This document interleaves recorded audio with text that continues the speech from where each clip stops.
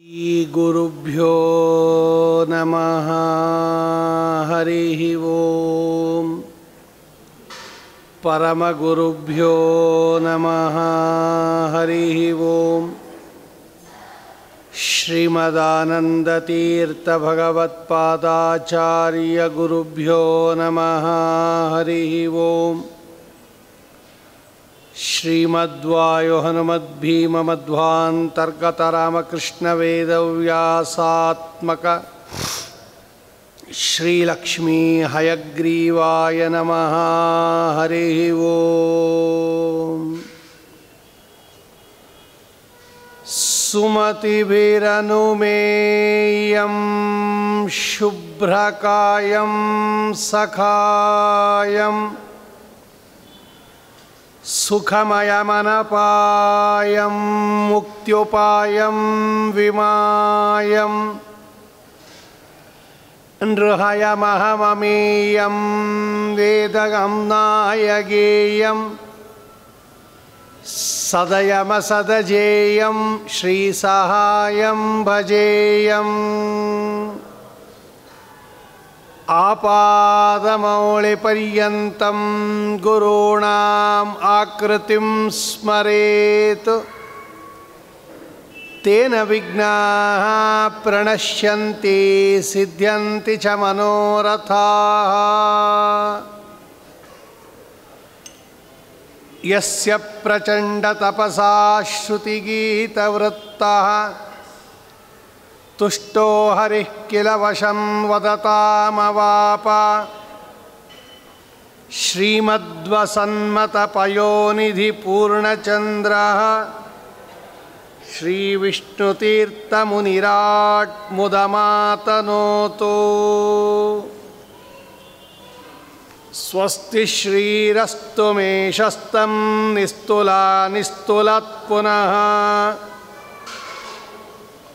ವಸ್ತುನೋ ವಸ್ತುನೋ ನಿತ್ಯಂ ಸಮಸ್ತವ್ಯಸ್ತಯೋಗತಃ.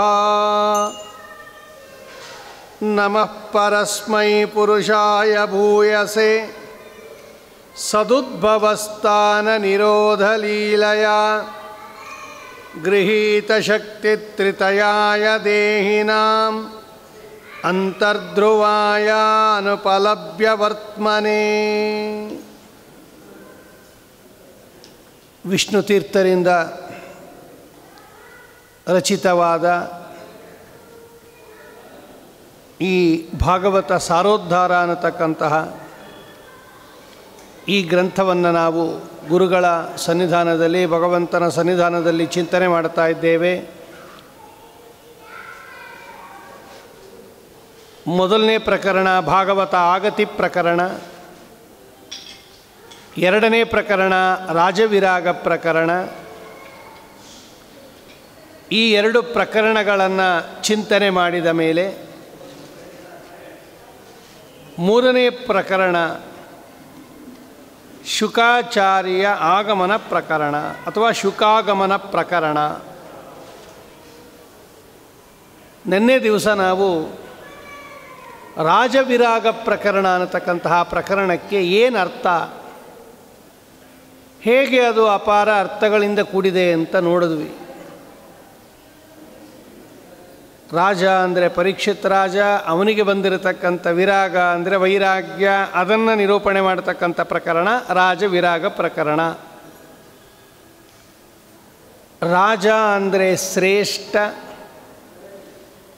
ಉತ್ತಮ ವಿರಾಗ, ಅತ್ಯುತ್ತಮ ಮಟ್ಟದ ವಿರಾಗ, ಪರಿಪಕ್ವ ವಿರಾಗ, ಅದು ರಾಜವಿರಾಗ.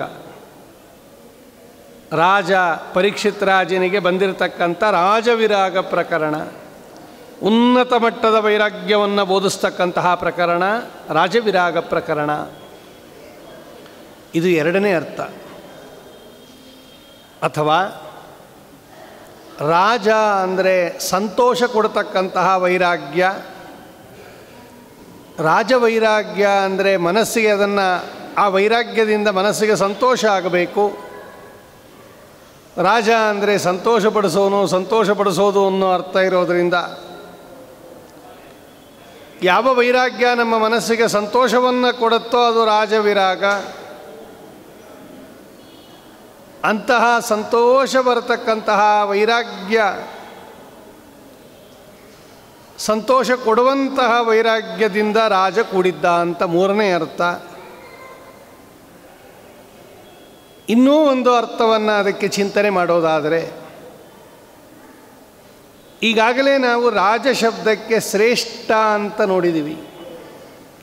ಮೃಗರಾಜ, ಸಿಂಹ, ಎಲ್ಲ ಮೃಗಗಳಿಗೆ ಶ್ರೇಷ್ಠ ಅನ್ನೋ ಅರ್ಥದಲ್ಲೇ ಇರೋದದು.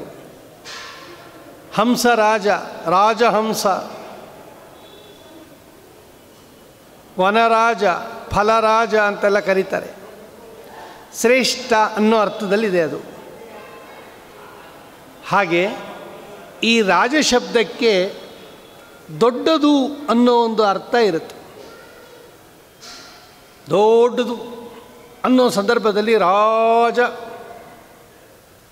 ರಾಜರಂಭ ಅಂತ ಇರುತ್ತೆ ನೋಡು. ದೊಡ್ಡ ಸೈಜಿನ ಬಾಳೆಹಣ್ಣಿಗೆ ರಾಜರಂಭ ಫಲ ಅಂತ ಕರೀತಾರೆ. ದೊಡ್ಡದು. ಈಗ ದೊಡ್ಡದು, ದೊಡ್ಡ ವೈರಾಗ್ಯ ಅನ್ನೋ ಅರ್ಥ ಇಟ್ಕೊಂಡಾಗ ಈ ರಾಜ ಶಬ್ದಕ್ಕೆ ಸಮಾನವಾಗಿರ್ತಕ್ಕಂತಹ ಪದ ಮಹಾ ಅನ್ನೋ ಪದ ನೋಡಿ. ಮಹಾಮಂಗಳಾರತಿ ಅಂತ ಕರೀತಾರೆ.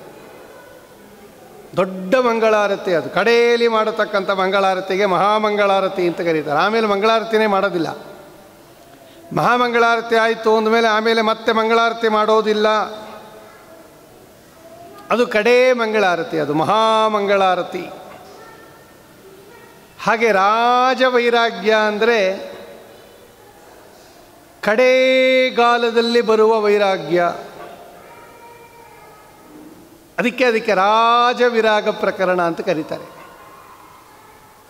ವೈರಾಗ್ಯ ಯಾವಾಗಲೂ ಇರುತ್ತೆ, ಆದರೆ ಕಡೇಗಾಲದಲ್ಲಿ ಬರತಕ್ಕಂಥ ವೈರಾಗ್ಯ ಇದೆಯಲ್ಲ, ಇದು ರಾಜವಿರಾಗ. ಮರಣ ಗೊತ್ತಾದ ಮೇಲೆ ಬರುತ್ತಲ್ಲ ವೈರಾಗ್ಯ, ಇದಕ್ಕೆ ಮಹಾವೈರಾಗ್ಯ, ಮಹಾವೈರಾಗ್ಯಕ್ಕೆ ರಾಜವೈರಾಗ್ಯ ಅಂತ ಕರೀತಾರೆ. ದೊಡ್ಡ ವೈರಾಗ್ಯ ಅದು, ಯಾಕೆಂದರೆ ಅದು ಎಂಡ್ ವೈರಾಗ್ಯ. ಅದು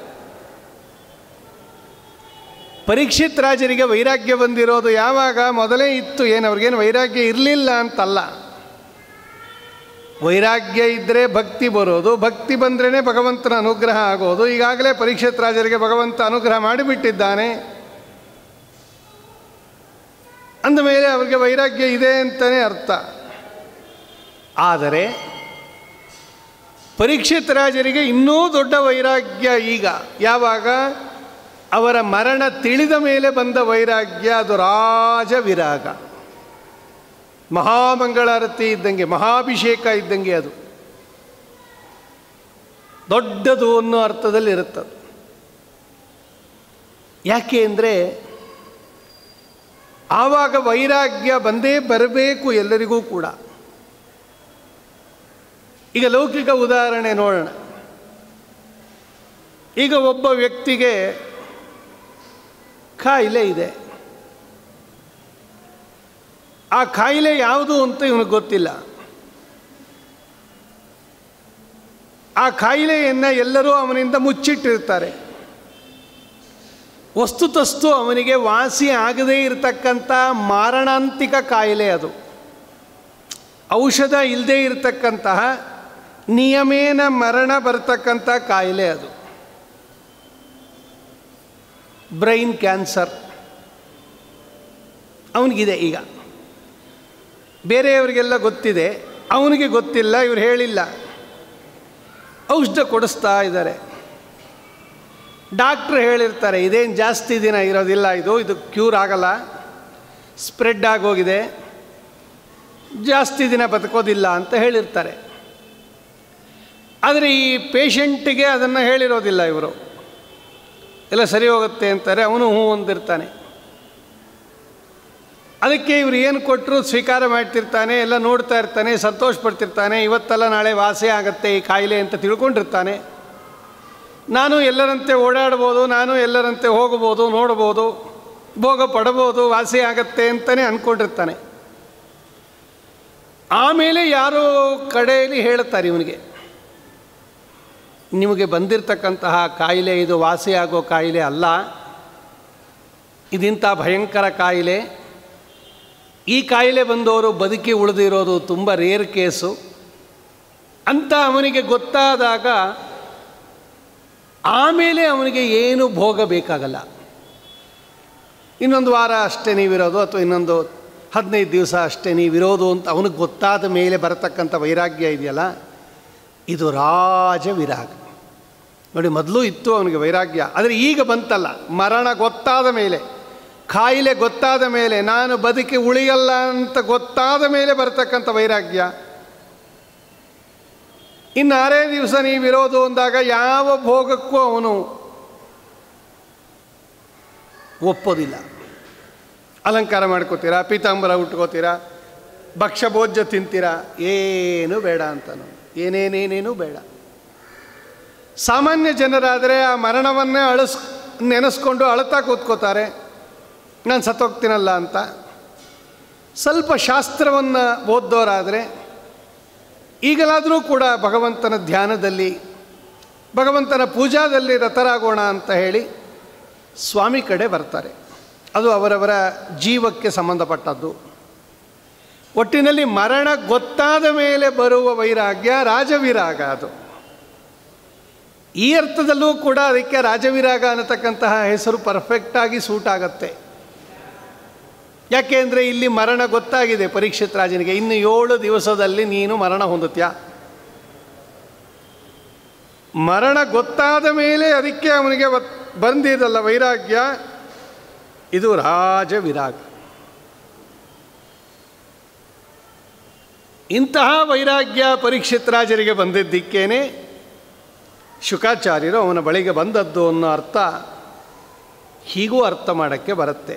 ಅದಕ್ಕೆ ಇದೆಲ್ಲವನ್ನು ಸೇರಿಸಿ ವಿಷ್ಣು ತೀರ್ಥರು ಇದಕ್ಕೆ ರಾಜ ವಿರಾಗ ಪ್ರಕರಣ,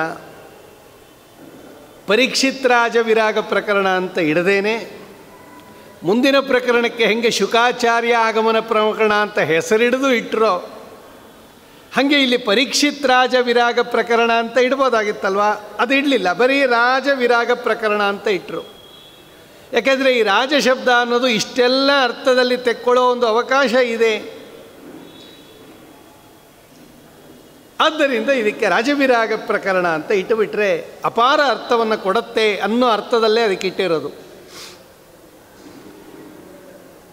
ಇದೊಂದು ಅರ್ಥ. ಇನ್ನೂ ಒಂದು ಅರ್ಥವನ್ನು ನಾವು ಚಿಂತನೆ ಮಾಡಿದರೆ, ರಾಜವಿರಾಗ ಅಂತ ಹೇಳಿದ್ರೆ ದೊಡ್ಡ ವಿರಾಗ ಅಂತ ಈಗಾಗಲೇ ನಾವು ನೋಡಿದ್ದೀವಿ. ದೊಡ್ಡದಕ್ಕೆ ರಾಜ ಅಂತ ಕರೆಯೋದು. ರಾಜಹಂಸ ಅಂತ ಒಂದು ಬಸ್ ಇರುತ್ತೆ ನೋಡ್ರಿ, ಅದು ಎಷ್ಟು ದೊಡ್ಡದಾಗಿರುತ್ತೆ, ಎಷ್ಟು ಅನುಕೂಲವಾಗಿರುತ್ತೆ. ಎಲ್ಲ ಬಸ್ಸನ್ನು ರಾಜಹಂಸ ಅಂತ ಯಾಕೆ ಕರೆಯಲ್ಲ? ಅದರಷ್ಟು ದೊಡ್ಡಾಗೂ ಇರಲ್ಲ, ಅದರಷ್ಟು ವ್ಯವಸ್ಥೆನೂ ಇರಲ್ಲ, ಸೀಟುಗಳು ಚೆನ್ನಾಗಿರೋದಿಲ್ಲ, ಬೇಗೂ ಹೋಗೋದಿಲ್ಲ, ಅದರಷ್ಟು ಕಂಫರ್ಟಬಲ್ಲೂ ಆಗಿರಲ್ಲ. ಅದಕ್ಕೆ ಅವನು ರಾಜಹಂಸ ಅಂತ ಇಟ್ಟಿರೋದು. ತುಂಬ ಚೆನ್ನಾಗಿರುತ್ತೆ ಅನ್ನೋ ಅರ್ಥದಲ್ಲಿ ರಾಜ. ಹಾಗೆ ರಾಜವಿರಾಗ ಅಂದರೆ ದೊಡ್ಡ ವಿರಾಗ. ಏನು ದೊಡ್ಡ ವಿರಾಗ ಅಂದರೆ? ದೊಡ್ಡ ವೈರಾಗ್ಯ ಅಂದರೆ ಏನು ಅಂದರೆ, ಯಾವ ವೈರಾಗ್ಯ ನಮಗೆ ಜ್ಞಾನವನ್ನು ತಂದುಕೊಡುತ್ತೋ, ಯಾವ ವಿರಾಗ ನಮ್ಮ ಬಳಿಗೆ ಜ್ಞಾನಿಗಳನ್ನು ಕರ್ಕೊಂಬರುತ್ತೋ ಅದು ರಾಜವಿರಾಗ. ಅಂದರೆ ಫಲದಲ್ಲಿ ಹೆಚ್ಚು ಫಲ ತಂದುಕೊಡುತ್ತೆ ಅಂತ ಅರ್ಥ. ಸಾಮಾನ್ಯ ವೈರಾಗ್ಯಕ್ಕಿಂತ ರಾಜವಿರಾಗ ಹೆಚ್ಚು ದೊಡ್ಡ ಫಲವನ್ನು ತಂದುಕೊಡುತ್ತೆ. ಆರ್ಡಿನರಿ ಬಸ್ಗಿಂತ ರಾಜಹಂಸ ಬಸ್ಸು ನಿಮಗೆ ಹೆಚ್ಚು ಕಂಫರ್ಟನ್ನು ತಂದುಕೊಟ್ಟಿದೆ, ಹೆಚ್ಚು ಅನುಕೂಲವನ್ನು ತಂದುಕೊಟ್ಟಿದೆ. ಅದಕ್ಕೆ ಆ ಹೆಸರು ಇಡೋದು. ಹಾಗೆ ಬೇರೆ ವೈರಾಗ್ಯಕ್ಕಿಂತ ಈ ವೈರಾಗ್ಯ ನಮಗೆ ದೊಡ್ಡ ಜ್ಞಾನಿಗಳ ಸಮಾಗಮವನ್ನು ಮಾಡಿಸೋದ್ರಿಂದ ಇದಕ್ಕೆ ರಾಜವಿರಾಗ ಅಂತ ಕರೀತಾರೆ. ಇಂತಹ ವೈರಾಗ್ಯ ಪರೀಕ್ಷಿತ್ ರಾಜರಿಗೆ ಬಂದಿತ್ತು. ಅಂತಹ ಪರೀಕ್ಷಿತ್ ರಾಜರಿಗೆ ಬಂದಿರತಕ್ಕಂತಹ ವಿರಾಗವನ್ನು ನಿರೂಪಣೆ ಮಾಡತಕ್ಕಂತಹ ಪ್ರಕರಣ ರಾಜವಿರಾಗ ಪ್ರಕರಣ. ಹೀಗೆ ಹತ್ತಾರು ಅರ್ಥದಲ್ಲಿ ಆ ರಾಜವಿರಾಗ ಪ್ರಕರಣ ಅನ್ನೋದು ಆ ವಿಷ್ಣು ತೀರ್ಥರ ಅಭಿಪ್ರಾಯದಿಂದ ಇಷ್ಟೆಲ್ಲ ಅರ್ಥವನ್ನು ಇಟ್ಕೊಂಡು ಅದಕ್ಕೆ ನಾಮಕರಣವನ್ನು ಮಾಡಿದ್ದಾರೆ ಅಂತ ನಾವು ಯಥಾಶಕ್ತಿ ಚಿಂತನೆ ಮಾಡಿ, ಯಾಕೆಂದರೆ ಮುಂದಿನ ಪ್ರಕರಣದಲ್ಲಿ ಶುಕಾಚಾರ್ಯ ಆಗಮನ ಪ್ರಕರಣ, ಅದಕ್ಕೆ ಅದು ರಾಜವಿರಾಗ ಪ್ರಕರಣ. ಶುಕಾಚಾರ್ಯರಂತಹ ರುದ್ರದೇವರನ್ನು ನಮ್ಮ ಬಳಿಗೆ ಕರ್ಕೊಂಬರಬೇಕಾದ್ರೆ ಅದು ಇನ್ನೆಷ್ಟು ದೊಡ್ಡ ವೈರಾಗ್ಯ ಆಗಿರಬೇಕು. ಯಾಕೆಂದರೆ ಸ್ವತಃ ಶುಕಾಚಾರ್ಯರು ವೈರಾಗ್ಯ ಶಿಖಾಮಣಿಗಳು, ರುದ್ರದೇವರು ಮಹಾವಿರಕ್ತರು, ಮಹಾವೈರಾಗ್ಯ ರುದ್ರದೇವರಿಗೆ. ಅಂತಹ ಮಹಾವೈರಾಗ್ಯ ಶಿಖಾಮಣಿಗಳಾಗಿರ್ತಕ್ಕಂತಹ ಶುಕಾಚಾರ್ಯರನ್ನು, ರುದ್ರದೇವರ ಅವತಾರಭೂತರಾದ ಶುಕಾಚಾರ್ಯರನ್ನು ಅವರ ಹತ್ರ ಕರ್ಕೊಬರ್ಬೇಕಾದ್ರೆ ಇವನಿಗೆಷ್ಟು ದೊಡ್ಡ ವೈರಾಗ್ಯ ಇರಬೇಕು. ಅದಕ್ಕೆ ರಾಜವಿರಾಗ ಪ್ರಕರಣ ಅಂತ ಕರೀತಾರೆ ಅಂತ ಹೇಳಿ, ಆಮೇಲೆ ಶುಕಾಚಾರ್ಯರು ಪರೀಕ್ಷಿತ್ ರಾಜರ ಬಳಿಗೆ ಆ ಸಂದರ್ಭದಲ್ಲಿ ಬರುತ್ತಾರೆ. ಭಾಗವತ ಕಥಾ, ಎಲ್ಲ ಋಷಿಗಳು ಬಂದಿರುತ್ತಾರೆ ಪರೀಕ್ಷಿತ್ ರಾಜರ ಬಳಿಗೆ. ಬಂದಂತಹ ಎಲ್ಲ ಋಷಿಗಳನ್ನು ಸ್ವಾಗತ ಮಾಡ್ತಾನೆ ಪರೀಕ್ಷಿತ್ ರಾಜ. ಅವರನ್ನೆಲ್ಲ ಪ್ರಾರ್ಥನೆ ಮಾಡ್ಕೋತಾನೆ. ನೀವೆಲ್ಲ ಧರ್ಮಗಳೇ ಮೂರ್ತಿವೆತ್ತಾಗಿ ಬಂದಿದ್ದೀರ. ವೇದಗಳು ಧರ್ಮಗಳೇ ಒಂದು ಆಕಾರ ತಳೆದರೆ ಹೇಗಿರುತ್ತೋ ಹಾಗೆ ನೀವೆಲ್ಲ ಸಾಕ್ಷಾತ್ ಧರ್ಮಮೂರ್ತಿಗಳು. ಒಬ್ಬೊಬ್ಬರೂ ಕೂಡ ಪ್ರಾತಸ್ಮರಣೀಯರು. ನಿಮ್ಮ ದರ್ಶನದಿಂದಲೇ ಸಕಲ ಪಾಪಗಳು ಪರಿಹಾರ ಆಗತ್ತೆ. ನೀವೆಲ್ಲ ನನ್ನ ದೇಹ ಹೋಗೋ ಪರ್ಯಂತ, ತಕ್ಷಕ ಬಂದು ಕಚ್ಚೋ ಪರ್ಯಂತ ನೀವೆಲ್ಲ ಇಲ್ಲೇ ಇರಬೇಕು. ನೀವೆಲ್ಲ ಇಲ್ಲೇ ಇದ್ದುಬಿಡಿ. ನನಗೆ ಮರಣ ಬರೋ ಪರ್ಯಂತ ನೀವೆಲ್ಲ ಇಲ್ಲೇ ಇದ್ದು ನನಗೆ ಅನುಗ್ರಹವನ್ನು ಮಾಡಿರಿ ಅಂತ ಎಲ್ಲ ಋಷಿಗಳಲ್ಲಿ ಪ್ರಾರ್ಥನೆ ಮಾಡುತ್ತಾನೆ ಪರೀಕ್ಷಿತ್ ರಾಜ.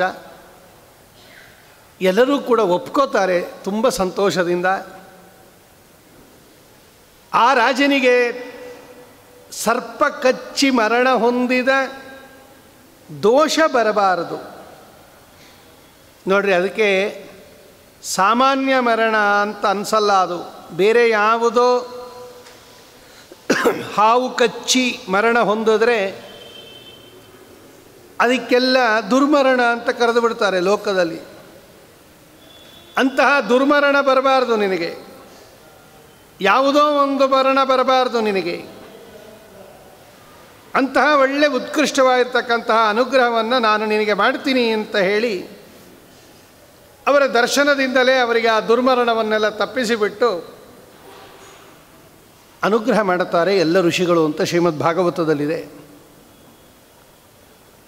ಆಗ ರಾಜ ಪ್ರಶ್ನೆ ಮಾಡ್ತಾನೆ, ಒಬ್ಬ ವ್ಯಕ್ತಿಗೆ ಮರಣ ಗೊತ್ತಾದ ಮೇಲೆ ಅವನಿಗೇನು ಮಾಡಬೇಕು? ಈಗ ಮರಣ ಗೊತ್ತಾಯ್ತು ನಮಗೆ, ಇನ್ನೊಂದು ವಾರಕ್ಕೋ ಇನ್ನೊಂದು 15 ದಿವಸಕ್ಕೋ ಅಥವಾ ಇನ್ನೊಂದು ತಿಂಗಳಿಗೋ ನೀವು ಮರಣ ಹೊಂದುತ್ತೀರಾ. ಇದು ಹೆಂಗೆ ಗೊತ್ತಾಗತ್ತೆ ಅಂತ ತಿರ್ಗಾ ಪ್ರಶ್ನೆ ಬಂತು. ದ್ವಿತೀಯ ಸ್ಕಂದದಲ್ಲಿ ಹೇಳುತ್ತಾರೆ ಇದನ್ನು. ಶುಕಾಚಾರ್ಯರು 2ನೇ ಸ್ಕಂದದಲ್ಲಿ ಪ್ರಾರಂಭದಲ್ಲೇ ಈ ಮಾತಾಡ್ತಾರೆ. ಮರಣ ಹತ್ತಿರ ಬಂದಂಗೆ ಕೆಲವು ಮರಣ ಸೂಚನೆಗಳನ್ನು ಭಗವಂತ ಕೊಡ್ತಾನೆ. ಆ ಸೂಚನೆಗಳು ನಮಗೆ ಹತ್ತಿರ ಮರಣ ಬರ್ತಾ ಇದೆ, ನಾವಿನ್ನು ಜಾಸ್ತಿ ದಿನ ಇರಲ್ಲ ಅನ್ನೋ ಗೊತ್ತಾಗತ್ತದು. ಅದು ಯಾವ್ಯಾವುದು ಮರಣ ಸೂಚನೆಗಳು ಅನ್ನೋದನ್ನು ಶ್ರೀಮದ್ ಆಚಾರ್ಯರು ಐತರೇಯ ಭಾಷ್ಯದಲ್ಲಿ ಎಲ್ಲ ಬರೆದಿದ್ದಾರೆ. ನಮಗೆ ಗೊತ್ತಿಲ್ಲದೆ ಇದ್ದರೆ ಈ ಸೂಚನೆ ಮೇಲಿಂದ ಮೇಲೆ ಬೀಳ್ತಾ ಇದ್ದರೆ ನಮಗೆ ಕನಸಿನಲ್ಲೋ ಅಥವಾ ಯಾರಾದರೂ ಹೇಳಿದ್ರೆ ಅಥವಾ ಸೂಚನೆ ಮಾಡಿದ್ರೆ ಅದನ್ನು ಹೋಗಿ ದೊಡ್ಡವ್ರ ಹತ್ರ ಕೇಳಿ, ನನಗೆ ಯಾಕೆ ಇಂಥ ಸ್ವಪ್ನ ಬೀಳುತ್ತಾ ಇದೆ, ಮೇಲಿಂದ ಮೇಲೆ ಇಂಥ ಸೂಚನೆ ಆಗ್ತಾ ಇದೆ, ನೆರಳನ್ನು ನೋಡಿಕೊಂಡಾಗ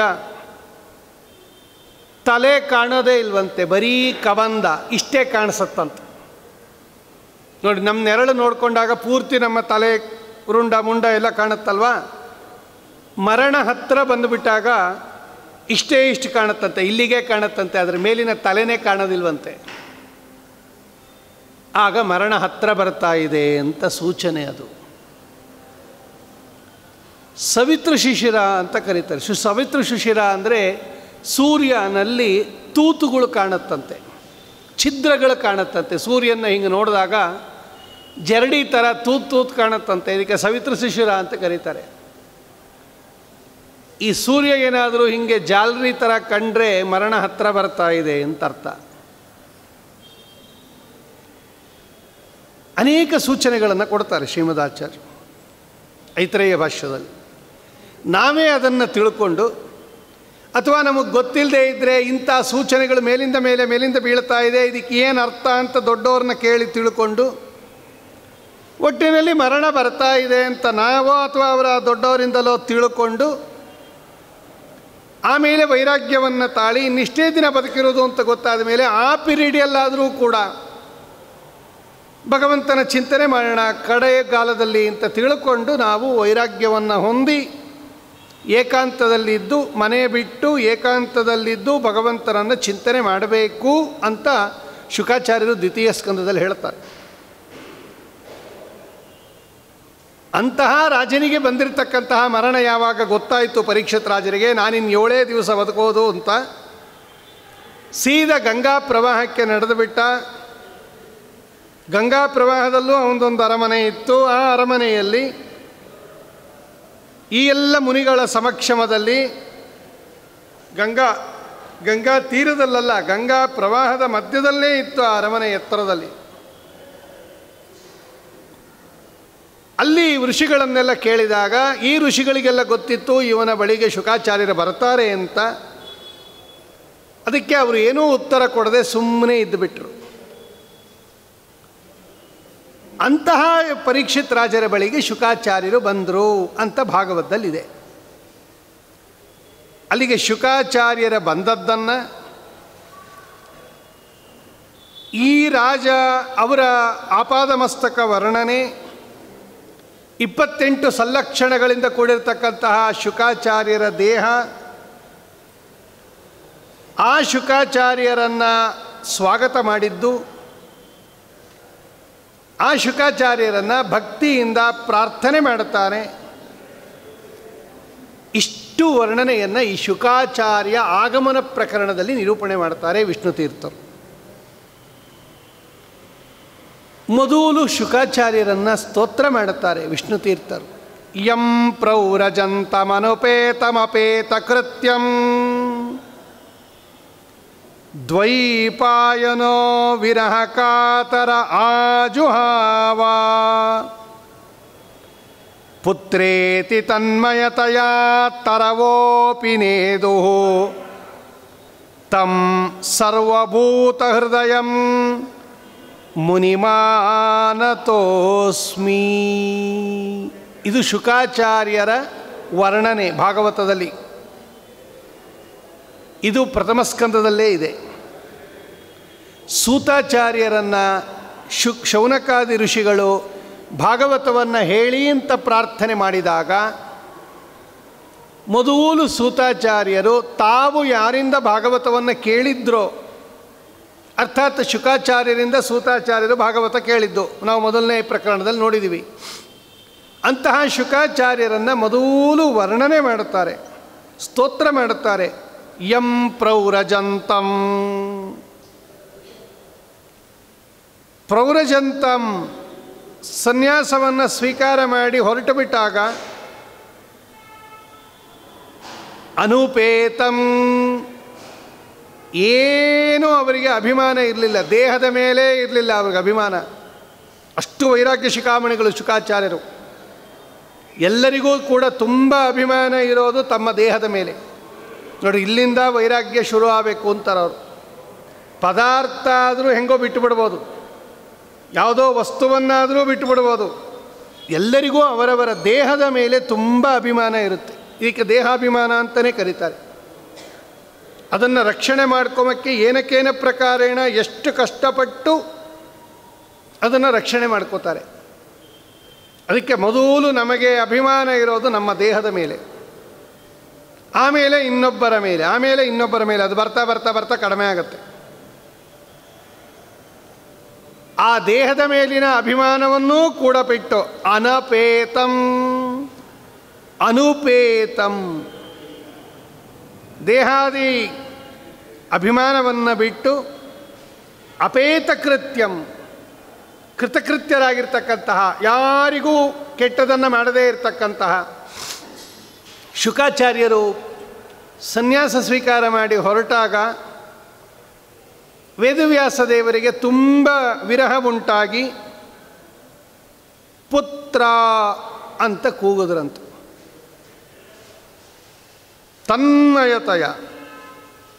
ತನ್ಮಯರಾಗಿ ಪುತ್ರ, ಹೇ ಪುತ್ರ ಅಂತ ಕೂಗುದ್ರಂತೆ. ಬಿಡಕ್ಕಾಗದೇ ಇರೋರ ಥರ ಕಾತರ ಇವ. ಭಗವಂತನ ಅವತಾರ ಅದು ವೇದವ್ಯಾಸ ದೇವರು. ಅವರಿಗೆ ಯಾವ ದೋಷ ಇಲ್ಲ, ಯಾವ ವಿರಹ ಇಲ್ಲ, ಯಾರೂ ಭಗವಂತನಿಗೆ ಸಂಬಂಧಪಟ್ಟವರಲ್ಲ, ಯಾರಿಂದಲೂ ಭಗವಂತನಿಗೆ ವಿಕಾರ ಇಲ್ಲ, ನಿರ್ವಿಕಾರ ಭಗವಂತ. ಕಾತರ ಇವ, ಕಾತರಗೊಂಡವನಂತೆ ನಟಿಸಿಬಿಟ್ಟು ಭಗವಂತ ಪುತ್ರ ಅಂತ ಕೂಗುದ. ಆಗ ಉತ್ತರ ಕೊಟ್ಟಿದ್ದು ಯಾರು? ಎಲ್ಲ ಮರಗಿಡಗಳೂ ಕೂಡ ಉತ್ತರ ಕೊಟ್ಟುವಂತೆ. ತರವೋಪಿ ನೇದುಹು, ಮರಗಿಡಗಳೂ ಕೂಡ, ವೃಕ್ಷಗಳಿಂದಲೂ ಕೂಡ ತಂದೆ ನಾನಿಲ್ಲಿದ್ದೇನೆ ಅಂತ ಪ್ರತ್ಯುತ್ತರ ಬಂತಂತೆ ಅವರಿಗೆ, ಪುತ್ರ ಅಂತ ಕೂಗಿದಾಗ. ಅರ್ಥಾತ್ ಸಕಲ ಜೀವರಾಶಿಗಳ ಹೃದಯದಲ್ಲಿ, ಮನಸ್ಸಿನಲ್ಲಿ ಮನೋಭಿಮಾನಿಗಳಾಗಿ ಇದ್ದು ನಮ್ಮ ಮನಸ್ಸನ್ನು ಭಗವಂತನ ಕಡೆ ಕರೆದುಕೊಂಡು ಹೋಗತಕ್ಕಂತಹ ಮನೋಭಿಮಾನಿಗಳಾಗಿರ್ತಕ್ಕಂತಹ ರುದ್ರದೇವರ ಅವತಾರಭೂತರಾಗಿರ್ತಕ್ಕಂತಹ ಶುಕಾಚಾರ್ಯರನ್ನು ನಾನು ನಮಸ್ಕಾರ ಮಾಡ್ತೀನಿ ಅಂತ ಸೂತಾಚಾರ್ಯರು ಶುಕಾಚಾರ್ಯರಿಗೆ ನಮಸ್ಕಾರ ಮಾಡುತ್ತಾರೆ. ಇಲ್ಲಿ ಆಚಾರ್ಯರು ಬರೆದಿದ್ದಾರೆ, ಶುಕಾಚಾರ್ಯರಿಗೆ ನಮಸ್ಕಾರ ಮಾಡಿ ಅಂದರೆ ಅವ್ರು ಹೆಂಗೆ ಮನೋಭಿಮಾನಿಗಳಾಗುತ್ತಾರೆ ಅಂದರೆ ರುದ್ರಾವತಾರಾತ್, ಅವರು ರುದ್ರದೇವರ ಅವತಾರರಾಗಿರೋದರಿಂದ ಶುಕಾಚಾರ್ಯರು, ರುದ್ರದೇವರು ಮನೋಭಿಮಾನಿಗಳಾಗಿರೋದರಿಂದ ಸಕಲ ಜೀವರಾಶಿಗಳ ಮನಸ್ಸಿನಲ್ಲಿ ಇರುವ ತತ್ವಾಭಿಮಾನಿ ದೇವತೆಗಳಾಗಿರೋದರಿಂದ ರುದ್ರದೇವರು ಎಲ್ಲರ ಮನಸ್ಸನ್ನು ಕೂಡ ಭಗವಂತನ ಕಡೆಗೆ ಅವರವರ ಯೋಗ್ಯತಾನುಸಾರವಾಗಿ ಸಜ್ಜನರ ಮನಸ್ಸನ್ನು ಭಗವಂತನ ಕಡೆ ಕಳಿಸೋದರಿಂದ ಅಂತಹ ಮನೋಭಿಮಾನಿಗಳಾಗಿರ್ತಕ್ಕಂಥ ಶುಕಾಚಾರ್ಯರು ಎಲ್ಲೆಲ್ಲೂ ಇದ್ದಾರೆ. ಅದಕ್ಕೆ ಎಲ್ಲವೂ ಉತ್ತರ ಕೊಡ್ತಂತೆ, ನಾವಿಲ್ಲಿದ್ದೇವೆ ಅಂತ. ಅಂತಹ ಶುಕಾಚಾರ್ಯರನ್ನು ನಾನು ನಮಸ್ಕಾರ ಮಾಡ್ತೀನಿ ಅಂತ ಹೇಳಿ ರುದ್ರದೇವರು ಅನ್ನತಕ್ಕಂತಹ ದೃಷ್ಟಿಯಿಂದ ಒಂದು ನಮಸ್ಕಾರ ಮಾಡಿ, ಇನ್ನೊಂದು ನಮಸ್ಕಾರ ಶುಕಾಚಾರ್ಯರಿಗೆ ಒಂದು ನಮಸ್ಕಾರ ಮಾಡುತ್ತಾರೆ. 2 ಶ್ಲೋಕ ಇದೆ ಅಲ್ಲಿ, ಭಾಗವತ ಪ್ರಥಮ ಸ್ಕಂದದಲ್ಲೇ ಇದೆ ಇದು, 2ನೇ ಅಧ್ಯಾಯದಲ್ಲಿ. ಯಸ್ವಾನುಭಾವಮಖಿಲ ಶ್ರುತಿ ಸಾರಮೇಕಂ ಅಧ್ಯಾತ್ಮದೀಪಮತಿಥಿ ತೀರ್ಷತಾಂ ತಮೋಂಧಂ ಸಂಸಾರಿಣಾಂ ಕರುಣಯಾ ಪುರಾಣಗುಹ್ಯಂ ತಂ ವ್ಯಾಸಸೂನುಮುಪಯಾಮಿ ಗುರುಂ ಮುನೀನಾಂ. ಯಸ್ವಾನುಭಾವಂ, ಚೆನ್ನಾಗಿ ಮಹಾಭಾರತ ವೇದದಲ್ಲಿ ಪ್ರತಿಪಾದನೆ ಮಾಡಲ್ಪಟ್ಟಿರತಕ್ಕಂತಹ ಅಖಿಲ ಶ್ರುತಿ ಸಾರಂ, ಸಮಸ್ತ ವೇದ ಪ್ರತಿಪಾದ್ಯನಾಗಿರ್ತಕ್ಕಂತಹ ಸ್ವಾನುಭಾವ ಅಂದರೆ ಭಗವಂತ, ವಿಷ್ಣು, ಪರಬ್ರಹ್ಮ, ಶ್ರೀಹರಿ ಎಂಥವನವನು. ಅಖಿಲ ಶ್ರುತಿ ಸಾರಂ, ಸಕಲ ವೇದಗಳಿಗೆ ಮುಖ್ಯ ತಾತ್ಪರ್ಯ ಭಗವಂತ. ಎಲ್ಲ ವೇದಗಳು ಕೂಡ ಭಗವಂತನ ಸರ್ವೋತ್ತಮತ್ವವನ್ನು ಪ್ರತಿಪಾದನೆ ಮಾಡ್ತಾ ಇದೆ ಅಂತ ಶ್ರೀಮದಾಚಾರ್ಯರು ಹೇಳುತ್ತಾರೆ. ಅಂತಹ ಸಕಲ ವೇದ ಪ್ರತಿಪಾದ್ಯನಾಗಿರ್ತಕ್ಕಂತಹ ಏಕಂ ಅಂದರೆ ಸಂಸ್ಕೃತದಲ್ಲಿ ಪ್ರಧಾನನಾಗಿರ್ತಕ್ಕಂತಹ ಅಧ್ಯಾತ್ಮ ದೀಪಂ, ಎಲ್ಲರಿಗೂ ಕೂಡ ಜ್ಞಾನವನ್ನು ಕೊಡೋದರಿಂದ ಜ್ಯೋತಿಸ್ವರೂಪನಾಗಿರ್ತಕ್ಕಂತಹ ಅತಿಥಿ ತೀರ್ಷತಾಂ ತಮೋಂದಂ ಸಂಸಾರಿಣಾಂ, ಇವನ್ನ ದಾಟಬೇಕು ಅಂತ ಯಾರಿಗೆ ಅಪೇಕ್ಷೆ ಇದೆಯೋ ಅಂತಹ ಸಂಸಾರಿಗಳಿಗೆ ಕರುಣೆಯಿಂದ ಭಾಗವತವನ್ನು ಹೇಳಿರ್ತಕ್ಕಂತಹ ತಂ ವ್ಯಾಸಸೂನುಂ ಉಪಯಾಮಿ ಪರಂ ಮುನೀನಾಂ ಅಥವಾ ಗುರುಂ ಮುನೀನಾಂ.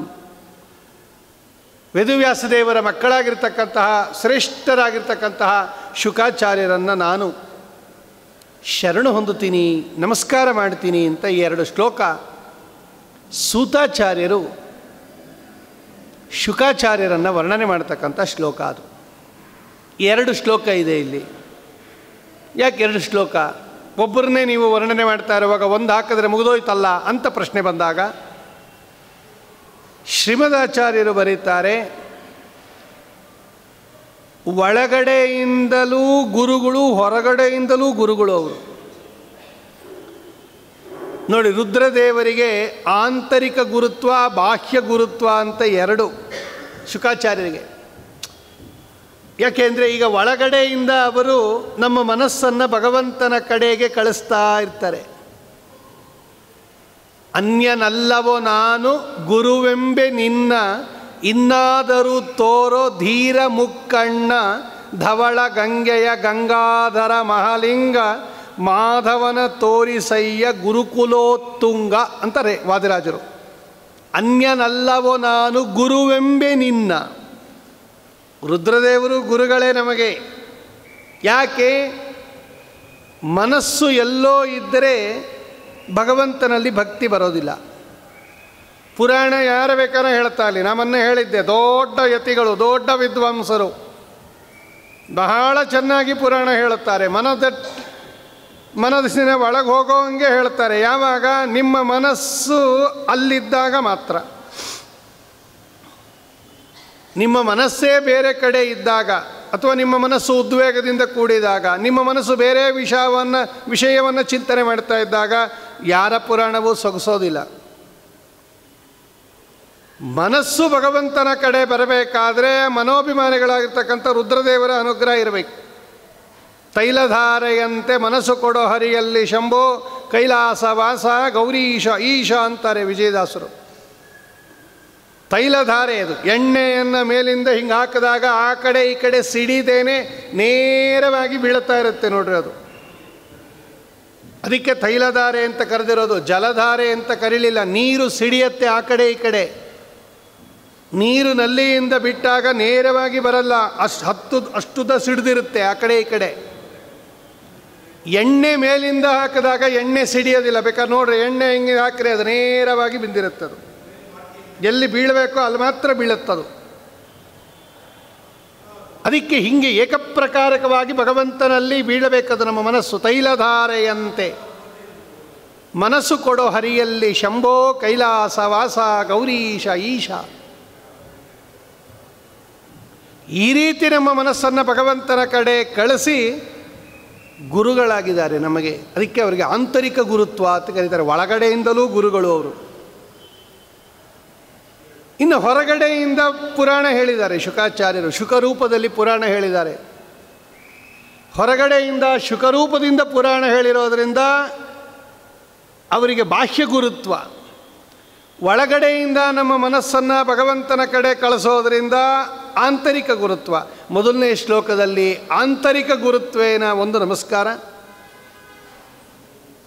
ಎರಡನೇ ಶ್ಲೋಕದಲ್ಲಿ ಈಚೆ ಕಡೆಯಿಂದ ಭಾಗವತವನ್ನು ಹೇಳುತ್ತಾ ಇದ್ದಾರೆ ಶುಕಾಚಾರ್ಯರು. ಬಾಹ್ಯ ಗುರುತ್ವೇನ ಒಂದು ನಮಸ್ಕಾರ. ಹೀಗೆ 2 ನಮಸ್ಕಾರವನ್ನು ಮಾಡ್ತಾ ಇದ್ದಾರೆ. ಇಂತಹ ಶುಕಾಚಾರ್ಯರು ಪರೀಕ್ಷಿತ್ ರಾಜರ ಬಳಿಗೆ ಬಂದರು. ಇದಕ್ಕೆ ಶುಕಾಚಾರ್ಯ ಆಗಮನ ಪ್ರಕರಣ ಅಂತ ಕರೀತಾರೆ. ಹೆಂಗೆ ಬಂದರು ಅವರು? ಯಾತಕ್ಕೋಸ್ಕರ ಬಂದರು ಅವರು? ಅವರನ್ನು ಹೆಂಗೆ ಗುರುತಿಸಿದ್ರು ಹಸ್ತಿನಾವತಿಯ ಜನ? ರಾಜ ಅವರಿಗೆ ಹೆಂಗೆ ಸತ್ಕಾರ ಮಾಡ್ದ? ಎಲ್ಲವನ್ನ ಒಂದು ಸುಂದರ ಶ್ಲೋಕ ಸೆರೆ ಹಿಡಿದು ಬಿಡುತ್ತೆ ಭಾಗವತದಲ್ಲಿ. ಅದನ್ನು ತೆಗೆದು ವಿಷ್ಣುತೀರ್ಥರು ಈ ಪ್ರಕರಣದಲ್ಲಿ ಜೋಡಿಸಿದ್ದಾರೆ. ತತ್ರ ಭಗವಾನ್ ವ್ಯಾಸಪುತ್ರ ಯದೃಚ್ಛಯಾಗಾಮಟಮಾನೋ ಅನಪೇಕ್ಷಃ ಅಲಕ್ಷ್ಯಲಿಂಗೋ ನಿಜಲಾಭತುಷ್ಟಃ ವೃತಶ್ಚ ಬಾಲೈಃ ಅವಧೂತವೇಷಃ. ಇಷ್ಟಿದೆ ನೋಡ್ರಿ ಅಲ್ಲಿ. ತತ್ರ ಅಭವತ್ ಭಗವಾನ್ ವ್ಯಾಸಪುತ್ರಃ.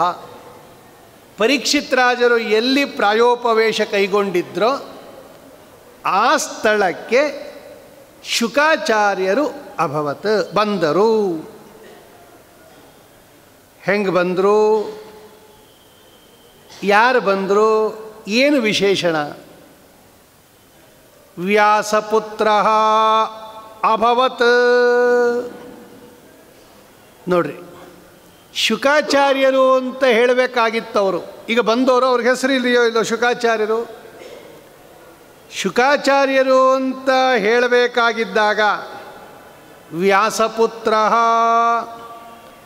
ವೇದವ್ಯಾಸದೇವರ ಮಕ್ಕಳು ಬಂದರು ಅಂತ ಭಾಗವತ ಹೇಳ್ತಾ ಇದೆ. ಅವರ ತಂದೆ ಹೆಸರು ಹೇಳಿಬಿಟ್ಟು ಇಂಥವ್ರ ಮಕ್ಕಳು ಬಂದರು ಅಂತ ಯಾರೂ ಹೇಳಲ್ಲ ಲೋಕದಲ್ಲಿ. ಅವ್ರ ಹೆಸರೇ ಹೇಳೋದು.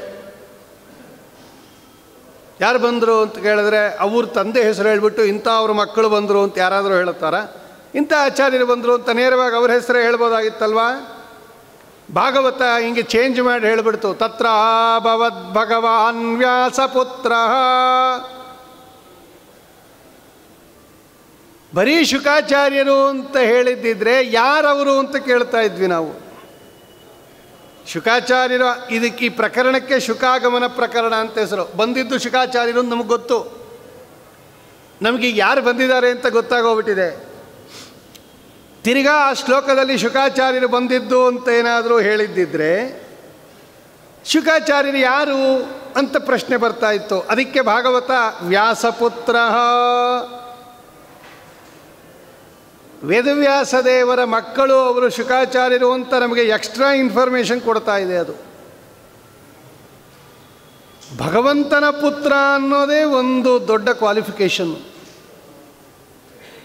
ನೋಡ್ರಿ, ಇಂಥವರ ಮಗ ಅನ್ನೋದು ಲೋಕದಲ್ಲಿ ಅದು ಆ್ಯಡೆಡ್ ಫ್ಯೂಚರ್. ಅದು ಅವನ ಸಾಮಾನ್ಯಕ್ಕೆ ಅದು ಇನ್ನು ಸ್ವಲ್ಪ ಆ್ಯಡ್ ಮಾಡುತ್ತೆ. ಯಾರು ಗೊತ್ತೇನ್ರಿ? ಅವರು ಮಿನಿಸ್ಟ್ರ್ ಮಗ ಅಂದರೆ ಬೇರೆ ಎಲ್ಲರ ಮಗನಿಗಿಂತ ಸ್ವಲ್ಪ ಅವನಿಗೆ ವೆಯ್ಟೇಜ್ ಇರುತ್ತೆ. ಹಾಗೆ ವೇದವ್ಯಾಸದೇವರ ಮಕ್ಕಳು ಅಂದಾಗ ವೇದವ್ಯಾಸದೇವರನ್ನು ತಂದೆಯಾಗಿ ಪಡಿಬೇಕಾದ್ರೆ ಇವರೆಷ್ಟು ಪುಣ್ಯ ಮಾಡಿದ್ರು ಅಷ್ಟು ಪುಣ್ಯವಂತರಿವರು ಅಂತ ಗೊತ್ತಾಗತ್ತೆ ನಮಗೆ. ಭಗವಂತ ಹಾಗೆಲ್ಲ ಸುಮ್ಮನೆ ತಂದೆ ಆಗೋದಿಲ್ಲ. ಶುಕ ಈ ರುದ್ರದೇವರು ಬಹಳ ತಪಸ್ಸು ಮಾಡಿ ಭಗವಂತನ ಮಗನಾಗಿ ಬಂದಿರೋದು. ಈ ರುದ್ರ ಆಚಾರ್ಯರು ಬರೀತಾರೆ ತಾತ್ಪರ್ಯ ನಿರ್ಣಯದಲ್ಲಿ, ಎಷ್ಟೋ ತಪಸ್ಸು ಮಾಡಿ ರುದ್ರದೇವರು, ಭಗವಂತನ ನೇರವಾದ ಮಕ್ಕಳಲ್ಲ ರುದ್ರದೇವರು, ಆದರೆ ತಪಸ್ಸು ಮಾಡಿ ರುದ್ರದೇವರು ನಾನು ನಿನಗೆ ಮಗನಾಗಿ ಬರಬೇಕು ಭಗವಂತ ಅಂತ ಅಪೇಕ್ಷೆ ಪಟ್ಟು ವೇದವ್ಯಾಸದೇವರ ಮಕ್ಕಳಾಗಿ ಬಂದಿರೋದು. ಅದನ್ನು ತೋರ್ಸೋಕ್ಕೋಸ್ಕರ ಭಾಗವತ ವ್ಯಾಸಪುತ್ರ ಅಂತ ಅವರಿಗೆ ಟೈಟ್ಲು ಕೊಟ್ಬಿಡ್ತು. ಇಷ್ಟೆಲ್ಲ ಸಾಧನೆ ಮಾಡಿ ವೇದವ್ಯಾಸದೇವರ ಮಕ್ಕಳಾಗಿದ್ದಾರೆ ಇವರು. ತತ್ರ ಭವದ್ ಭಗವಾನ್ ವ್ಯಾಸಪುತ್ರ.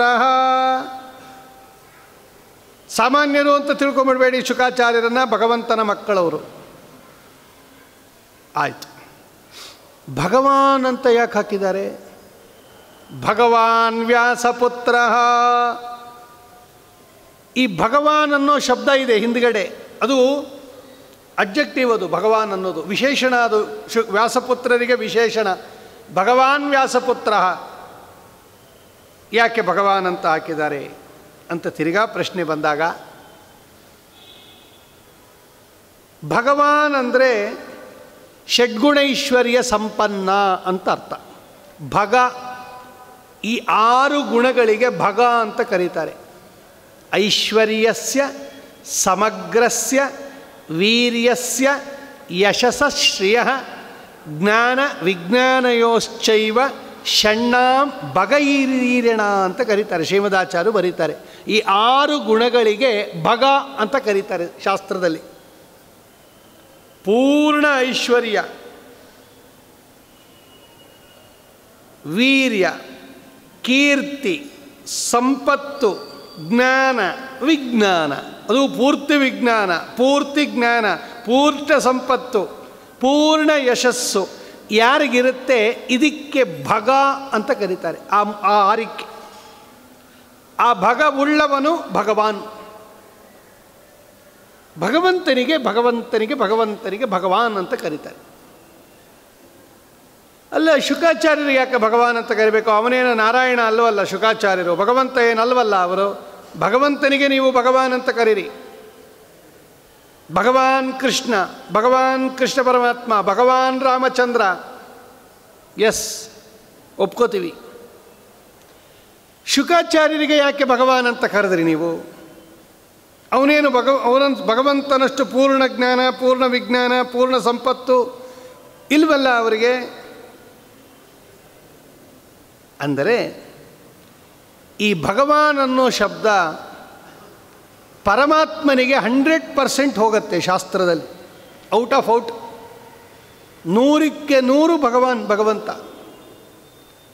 ಈ ಭಗವಾನ್ ಅನ್ನೋ ಶಬ್ದ ನಾರಾಯಣನನ್ನು ಬಿಟ್ಟು ಬೇರೆಯವರಿಗೆ ಹೇಳಿದಾಗ ಅವರಿಗೆ ಎಷ್ಟು ಯೋಗ್ಯತೆ ಇದೆಯೋ ಅಷ್ಟು ಮಾತ್ರ ಹೋಗ್ತದೆ.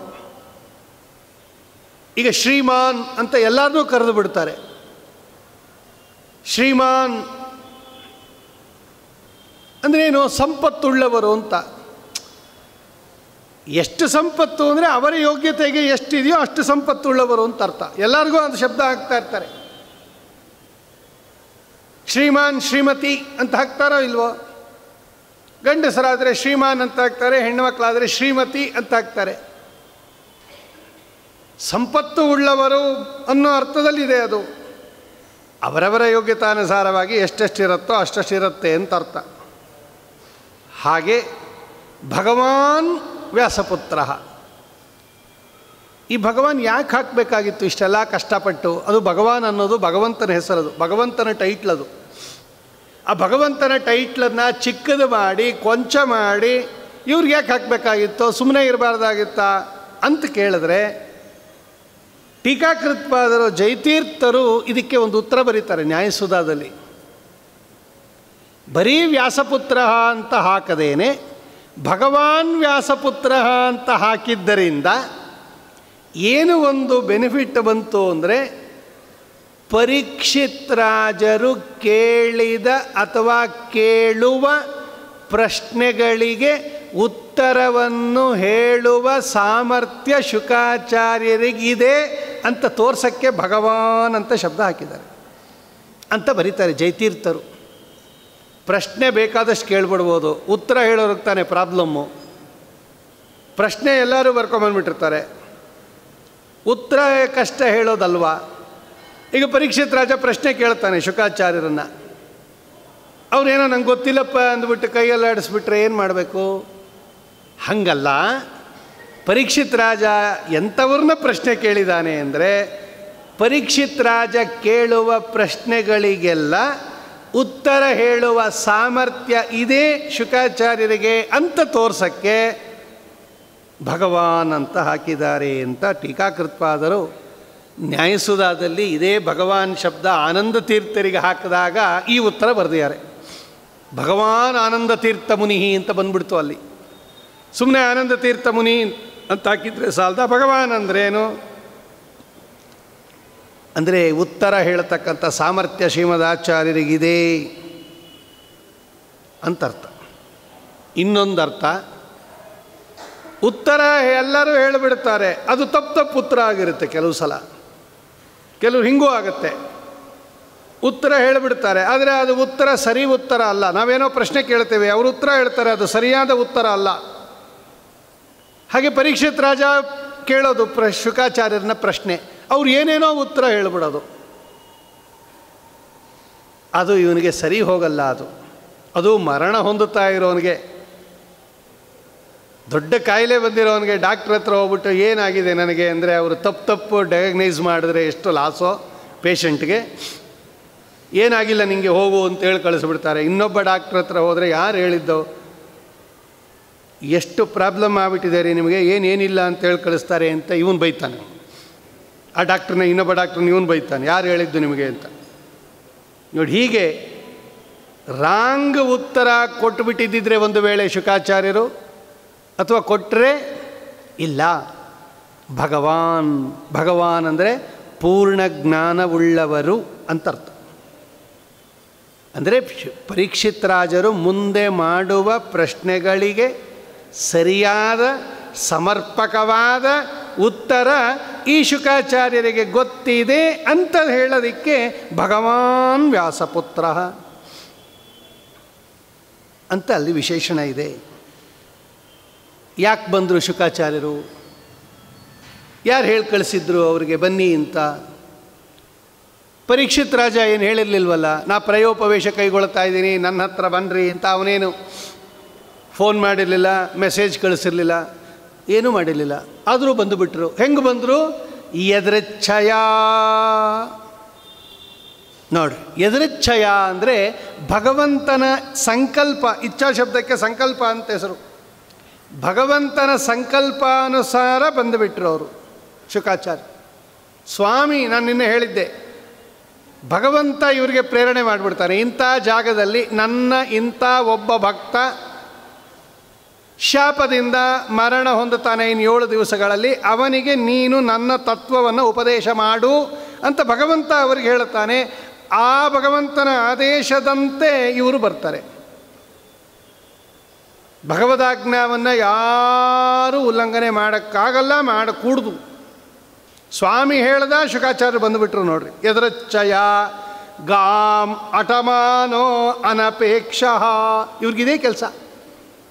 ಶುಕಾಚಾರ್ಯರಂತಹ ಜ್ಞಾನಿಗಳಿಗೆ ಇವರು ಗಾಂ ಅಟಮಾನ, ಭೂಮಿಯಲ್ಲಿ ಸಂಚಾರ ಮಾಡ್ತಾ ಇರ್ತಾರಂತೆ. ಭಗವಂತ ಇಂಥವರ ಕಡೆ ಹೋಗು, ಇಂಥವರಿಗೆ ತತ್ವೋಪದೇಶ ಮಾಡು ಅಂತ ಹೇಳಿದಾಗ ಅವ್ರಿಗೆ ಬಂದು ತತ್ವೋಪದೇಶ ಮಾಡ್ತಾರೆ ಅವರ ಯೋಗ್ಯತಾನುಸಾರವಾಗಿ. ಇಲ್ಲ,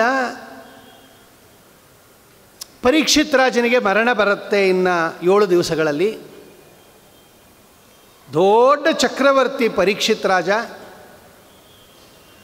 ಮರಣ ಕಾಲದಲ್ಲಿ ಒಬ್ಬ ವ್ಯಕ್ತಿ ಇಂತಿಂಥ ದಾನಗಳನ್ನು ಕೊಡಬೇಕು ಅಂತ ಗರುಡ ಪುರಾಣದಲ್ಲಿ ಒಂದು ಲಿಸ್ಟ್ ಕೊಡ್ತಾನೆ ಭಗವಂತ. ಆಸನ್ನ ಮರಣ ಅಂತ ಕರೀತಾರೆ ಅದಕ್ಕೆ. ಅಂದರೆ ತುಂಬ ಹತ್ತಿರ ಬಂದ್ಬಿಟ್ಟಿರುತ್ತೆ ಮರಣ. ಇನ್ನೇನು ಇವರು ಪ್ರಯಾಣ ಬೆಳೆಸ್ತಾರೆ, ಹೋಗ್ತಾರೆ ಅಂತ ಗೊತ್ತಾಗ್ಬಿಡುತ್ತೆ. ಅಂಥ ಸಮಯದಲ್ಲಿ ಕೆಲವು ದಾನಗಳನ್ನು ಕೊಡಬೇಕು ಅಂತ ಸ್ವಾಮಿ ಹೇಳ್ತಾನೆ ಗರುಡ ಪುರಾಣದಲ್ಲಿ. ಆಗ ಕೊಟ್ಟಿರ್ತಕ್ಕಂತಹ ದಾನ ಮಹತ್ಫಲವನ್ನು ಕೊಡುತ್ತೆ. ಒಂದು ವೇಳೆ ಆ ವ್ಯಕ್ತಿಗೆ ಎಚ್ಚರ ಇಲ್ಲದೇ ಇದ್ದರೆ, ಕೋಮಾ ಸ್ಟೇಜಲ್ಲಿ ಹೊಟ್ಟೋಗ್ಬಿಟ್ಟಿದ್ದ ಅಂತ ಇಟ್ಕೊಳ್ರಿ, ಅವನಿಗೇನು ಪ್ರಜ್ಞೆನೇ ಇರೋದಿಲ್ಲ ಆವಾಗ. ಅಂಥ ಸಮಯದಲ್ಲಿ ಅವನ ಮಗ ಕೊಡಬೇಕಂತೆ, ಅವನು ಜ್ಯೇಷ್ಠ ಪುತ್ರನಾಗಿರ್ತಕ್ಕಂಥವನು ಅಥವಾ ಯಾರೋ ಒಬ್ಬರು, ಅವರ ಮಕ್ಕಳಲ್ಲಿ ಒಬ್ಬರು ಆ ತಂದೆಗೆ ಮುಟ್ಟಿಸಿ ಅವರ ಪರವಾಗಿ ದಾನ ಕೊಡಬೇಕಂತೆ, ತಂದೆಗೆ ಸದ್ಗತಿ ಬರಲಿ ಅಂತ. ಒಟ್ಟಿನಲ್ಲಿ ಅದಕ್ಕೆ ಆತುರ ದಾನ ಅಂತ ಕರೀತಾರೆ. ಅದಕ್ಕೆ ಹೆಸರೇ ಆತುರ ದಾನ ಅಂತ. ಅಂದರೆ ಮರಣ ಕಾಲದಲ್ಲಿ ಕೊಡುವ ದಾನ ಅಪಾರವಾದ ಪುಣ್ಯ ತಂದು ಕೊಡುತ್ತಂಥದ್ದು. ಕೃಷ್ಣ ಪರಮಾತ್ಮ ಹೇಳ್ತಾನೆ ಗರುಡ ಪುರಾಣದಲ್ಲಿ ಈ ಮಾತನ್ನು.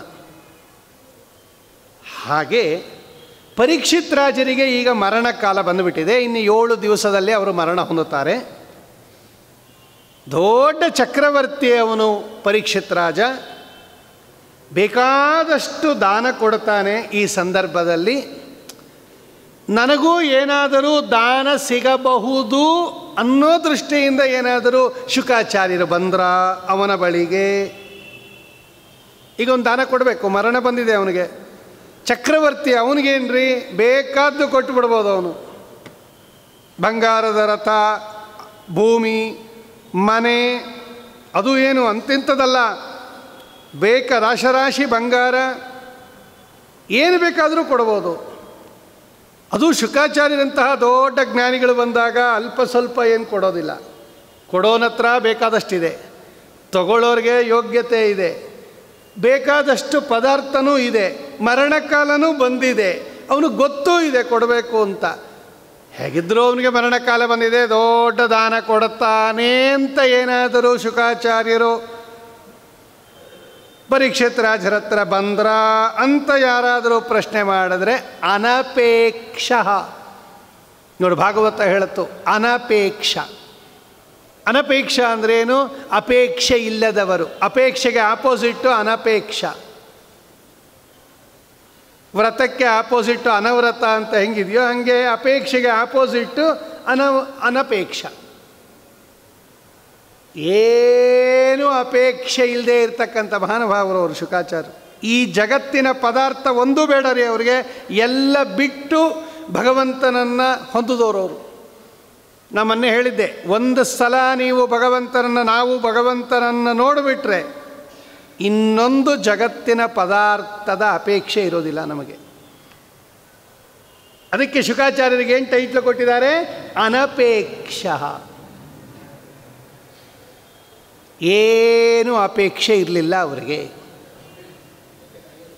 ಯಾಕೆ ಅವ್ರಿಗೇನು ಅಪೇಕ್ಷೆ ಇರಲಿಲ್ಲ ಅಂತ ಪ್ರಶ್ನೆ ಮಾಡಿದ್ರೆ ಅದೇ ಶಬ್ದ ಉತ್ತರ ಕೊಡ್ತಾ ಇದೆ, ಅನಪೇಕ್ಷ.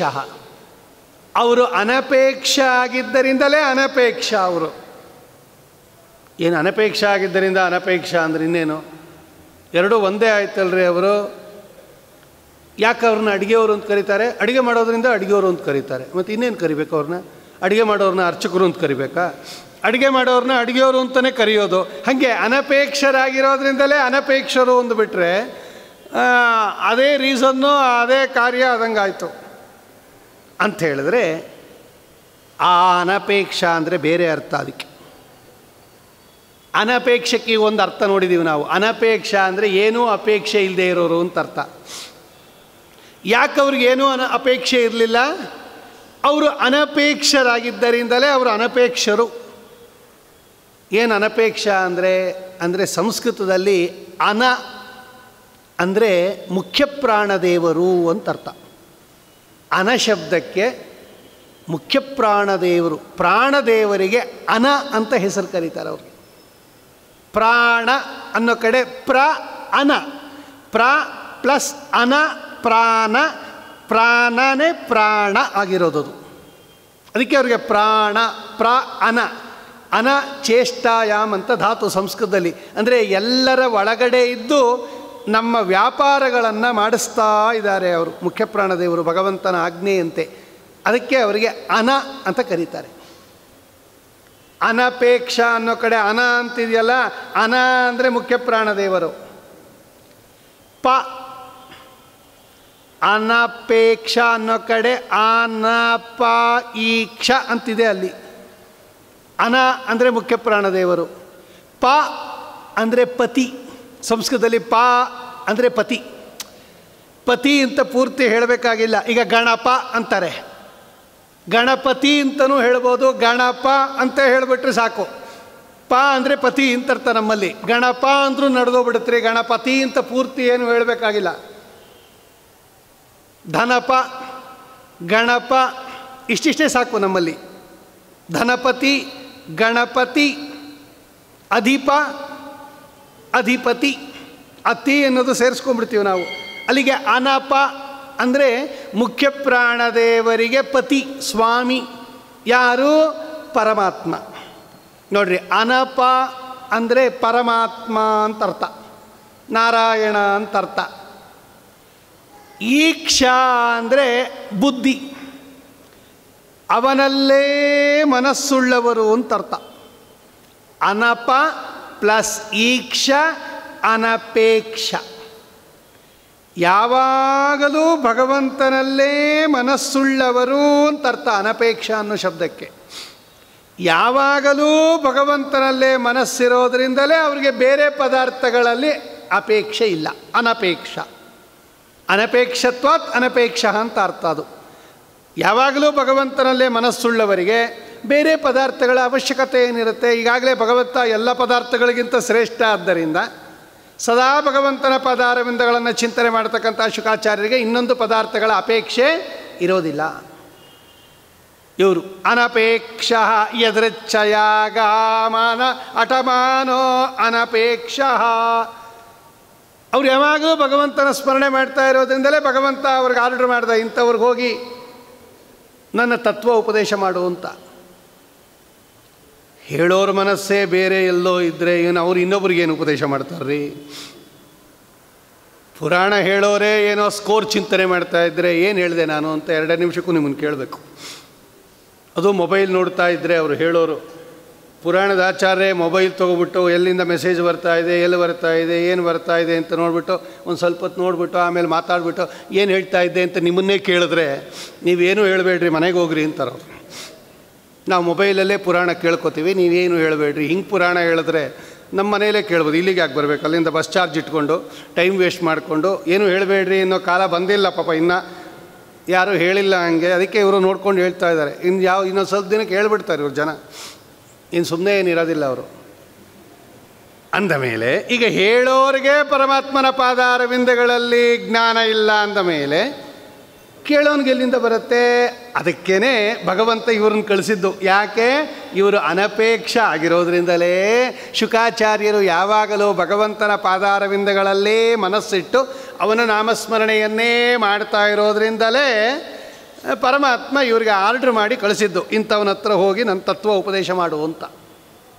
ಯದೃಚ್ಛಯಾಗಾಂ ಅಟಮಾನೋ ಅನಪೇಕ್ಷ ಅಲಕ್ಷ್ಯಲಿಂಗ. ನೋಡ್ರಿ, ಇವರು ಗುರುತಿಸೋಕ್ಕೆ ಆಗೋದಿಲ್ಲ ರೀ. ಇವರು ಲಿಂಗ ಅಂದರೆ ಗುರುತು. ಸಂಸ್ಕೃತದಲ್ಲಿ ಲಿಂಗ ಅಂತ ಕರೀತಾರೆ. ಏನು ಗುರುತು? ಈಗ ಒಬ್ಬೊಬ್ಬರನ್ನ ಗುರುತಿಸ್ಬೇಕಾದ್ರೆ ಅವ್ರಿಗೊಂದೊಂದು ಗುರುತಿರುತ್ತೆ. ಸ್ವಾಮಿಗಳು ಗುರುತಿಸೋದು ಹೆಂಗೆ? ಕಾವಿ ಶಾಟಿ ಉಟ್ಕೊಂಡಿದ್ರೆ ಸ್ವಾಮಿಗಳು ಅಂದ್ಬಿಡ್ತೀವಿ, ಟಕ್ಕಂತ ಹೇಳ್ಬಿಡ್ತೀವಿ. ಅವ್ರು ಅಲ್ಲಿಂದ ಬರ್ತಾ ಇದ್ರೆ ನೋಡಿ, ಒಬ್ಬರು ಸ್ವಾಮಿಗಳು ಬರ್ತಾ ಇದ್ದಾರೆ ಏನ್ಬಿಡ್ತೀವಿ, ಯಾಕೆ? ಆ ಕಾವಿ ಶಾಟಿ ಬಣ್ಣ. ಹೀಗೆ ಒಬ್ಬೊಬ್ಬರನ್ನ ಗುರುತಿಸೋದಕ್ಕೆ ಒಂದೊಂದು ಲಿಂಗ ಅಂತ ಇರುತ್ತೆ, ಗಮಕ. ಶುಕಾಚಾರ್ಯರನ್ನು ಗುರುತಿಸೋಕ್ಕೆ ಯಾವ ಲಿಂಗವೂ ಇರುತ್ತೆ. ಅಲಕ್ಷಲಿಂಗ. ಇಂಥ ಆಶ್ರಮಕ್ಕೆ ಸೇರಿದ್ದಾರೆ ಅಂತ ಗೊತ್ತಾಗ್ತಾನೆ ಇಲ್ಲಿಲ್ಲಿ ಬಂತ್ರಿ ಅವರು. ಅವರು ಸನ್ಯಾಸಿಗಳಾಗಿರೋದ್ರಿಂದ ಯಜ್ಞೋಪವೀತ ಇಲ್ಲ, ದಿಗಂಬರರಾಗಿರೋದ್ರಿಂದ ಕಾವಿಶಾಟಿ ಇಲ್ಲ. ಈ ಗುರುತಿಸೋದು ಹೆಂಗೆ? ಇವರು ಯಾರು? ಇವರು ಗೃಹಸ್ಥರೋ, ವಾನಪ್ರಸ್ಥರೋ, ಸನ್ಯಾಸಿಗಳು, ಬ್ರಹ್ಮಚಾರಿಗಳು? ಅಲಕ್ಷಲಿಂಗ. ನಿಜಲಾಭತುಷ್ಟ. ಮೊನ್ನೆ ಹೇಳಿದ್ದೆ ನಾನು, ನಿಜಲಾಭತುಷ್ಟ. ನಿಜಲಾಭತುಷ್ಟ ಅಂದ್ರೇನು?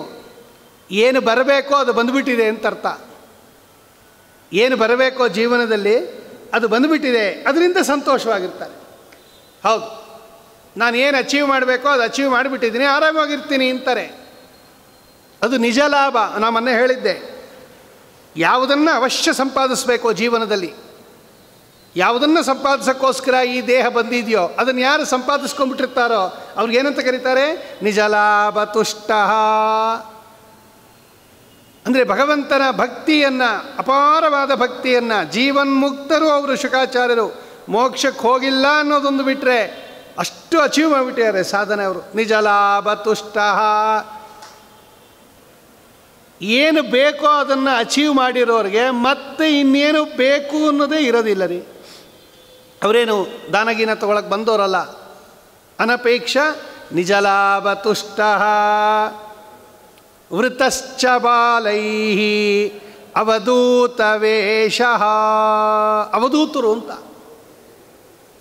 ಏನು ಅವ್ರನ್ನ ಗುರುತಿಸೋಕ್ಕೆ ಆಗಲ್ಲ. ಸಂಚಾರ ಮಾಡ್ತಾ ಇರ್ತಾರೆ ಅವ್ರ ಪಾಡ್ಗವರು. ಎಲ್ಲವನ್ನ ಸರ್ವಸಂಗ ಪರಿತ್ಯಾಗಿಗಳಾಗಿ, ದಿಗಂಬರರಾಗಿ ಎಲ್ಲ ಕಡೆ ಸಂಚಾರ ಮಾಡ್ತಾ ಇರ್ತಾರೆ. ಇವರಿಗೆ ಅವಧೂತರು ಅಂತ ಕರೀತಾರೆ. ಹುಚ್ಚರಂತೆ ಇರ್ತಾರೆ ಅವರು. ಹಿಂಗಿದ್ರಂತೆ ಶುಕಾಚಾರ್ಯರು. ಸಂಚಾರ ಮಾಡ್ತಾ ಇದ್ದಾರೆ ಅವ್ರ ಪಾಡ್ಗವರು. ವೃತಶ್ಚ ಬಾಲೈ. ಹಿಂಗಿದ್ದಿದ್ದಕ್ಕೇನೆ ಕೆಲವು ಹುಡುಗರು ಇವ್ರನ್ನ ಸುತ್ತುವರೆದು ಬಿಟ್ಟಿದ್ರಂತೆ, ಯಾರೋ ಹುಚ್ಚರು ಅಂತ. ಅವ್ರಿಗೆ ಗೊತ್ತಾಗಿಲ್ಲ ಇವ್ರ ಮಹಿಮೆ. ಬೂದಿ ಮುಚ್ಚಿದ ಕೆಂಡದಂತಿಪ್ಪರು ಹರಿಭಕ್ತರು, ಧರೆಯೊಳಗೆ ಹರಿಭಕ್ತರು ಅಂತಾರೆ ವಿಜಯದಾಸರು. ಹುಚ್ಚರಿದ್ದಂಗೆ ಇರ್ತಾರವರು.